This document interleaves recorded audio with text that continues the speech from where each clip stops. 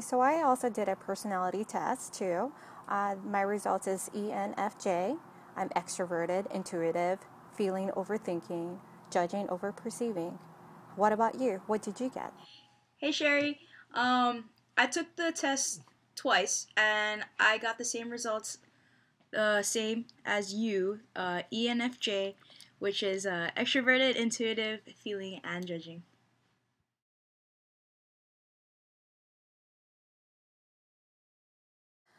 Yes, there is a ethical and legal consideration for the usage of these types of assessments.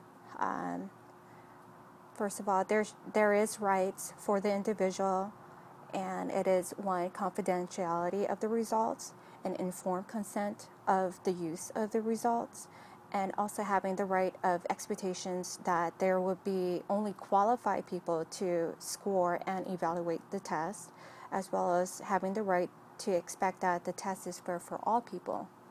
And there is also a professional usage or conduct and responsibility of the employer to make sure that these tests are being actually used for the type of job that is required. I have to agree with you on that, Sherry. There are also privacy protections in the U.S. and common law, such as the Federal Privacy Act, which limits the disclosure of personal information without the employee's consent, and it also gives employees the right to inspect their personal files. Basically, in common law, employers need to know to keep their employees' information confidential and understand what is important for their supervisor to know and not to know. Reliability of the test is measuring something on a consistent basis, whereas validity determines one, how useful is the test overall, two, how fair the test is overall, and three, how well the test meets practical constraints. So, does these standards and influences test users not associated with the profession? For example, yes, according to the Society for Industrial and Organizational Psychology, 1987, explains that most employers are unaware of the principles for validation and use of personnel selection procedures.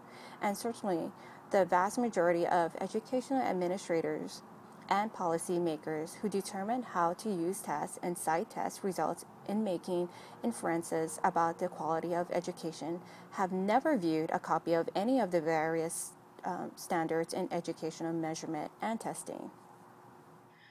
Reliability. Who I'm not too sure on how reliable these tests are.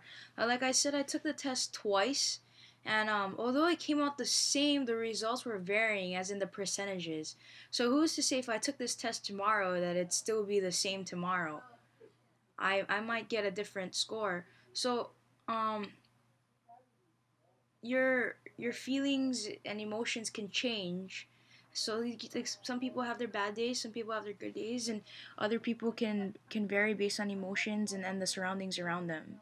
So I don't know how reliable these tests really are. Um, as far as how valid these tests are, um,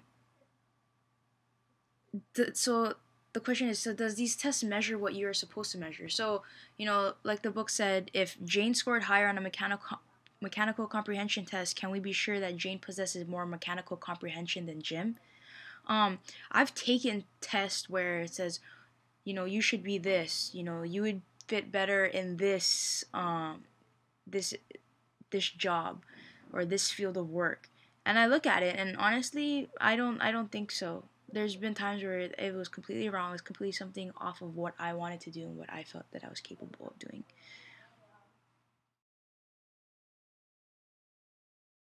So when we're talking about most beneficial and effective recruiting tool, I look at it, or we look at it as quality over quantity.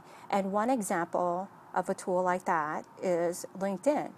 It has your profile, objectives in your career, what you have done. It's a mini display of your resume out into the internet world.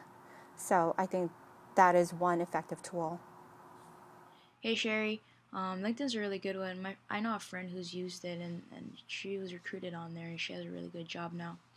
Um, Emails have been really effective. When you go into a site and you say that you're interested in the job, but there's no openings, such as police officers.